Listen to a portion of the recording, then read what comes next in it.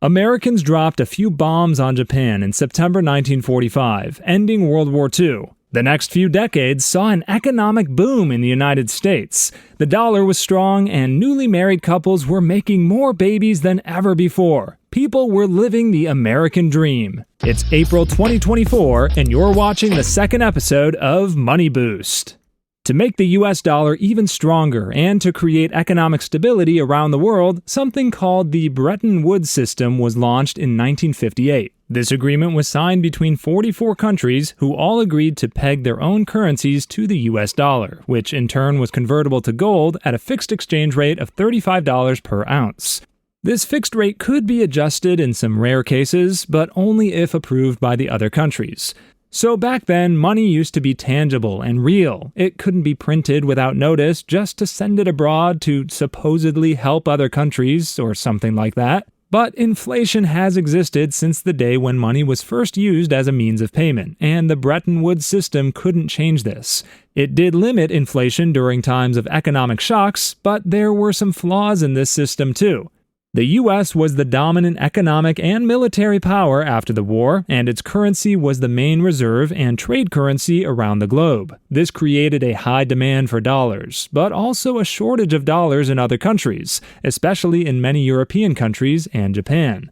These countries needed to rebuild their economies and pay for their imports after being wrecked by the bombs.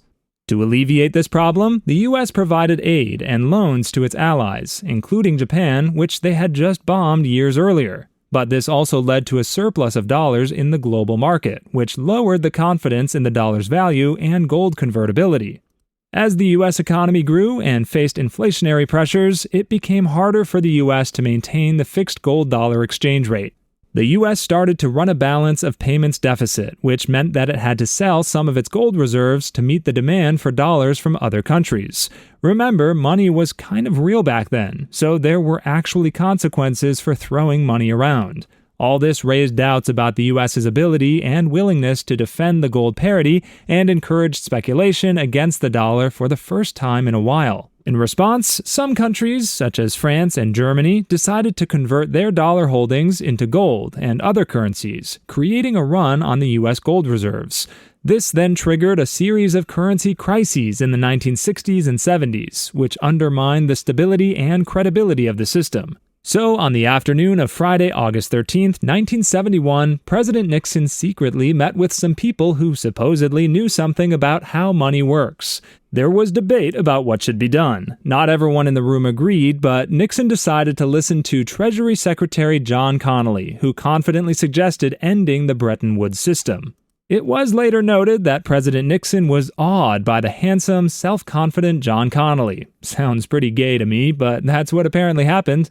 A few years later, this John was indicted for allegedly pocketing $10,000 from a dairy industry lawyer in exchange for influencing the government to increase federal dairy price support, but the charges were later dropped. In any case, President Nixon made this very important decision to end the Bretton Woods system after carefully considering it for at least 5 minutes. This event came to be known as the Nixon shock, which some have criticized as one of the worst economic decisions in history. But at the time, it was considered a political success because the American public believed it to be the correct decision to protect the United States from foreign-caused exchange crises. The Dow Jones Industrial Average actually rose 33 points the next day, which was its biggest daily gain ever at that point. In totally unrelated news, many politicians happened to make a lot of money that day. But other countries didn't like Nixon's surprise decision, and for several months, U.S. officials could not get other countries to agree to a formal revaluation of their currencies. In March 1973, the fixed exchange rate system became a floating exchange rate system. This basically meant that currencies could freely fluctuate in response to foreign exchange market events. Floating exchange rate systems are not necessarily bad. That's what most countries use today. Fixed exchange rates have worked better for countries that do not have a stable monetary policy, but once a country achieves effective policies and attracts foreign investment, floating exchange rates offer many benefits. Most importantly, it gives governments more freedom to grow their economies by doing things like giving money to people and then just printing more of it. But why do many economists think that Nixon's decision to end the Bretton Woods system was a failure that still affects the global economy even today?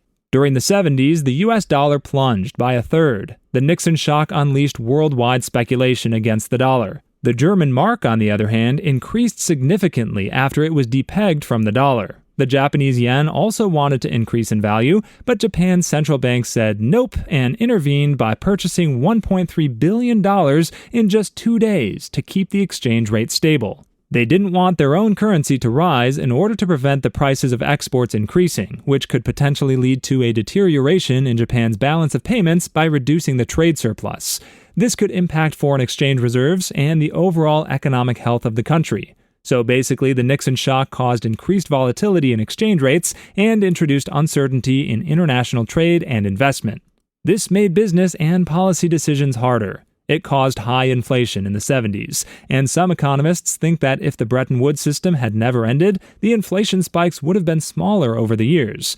The floating exchange rate system has also been linked to trade imbalances. Some countries, like China and Germany, have amassed large trade surpluses since, while others, like the United States, have incurred substantial deficits.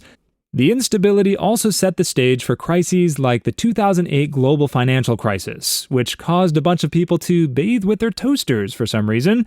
The changes first started by the Nixon shock also contributed to shifts in global economic power. As the U.S. struggled with inflation and other economic issues, other economies, especially in Asia, began to rise. Well, I guess if that's a good thing or not depends on who you ask. This was the second episode of Money Boost. Thanks for watching and have a nice life.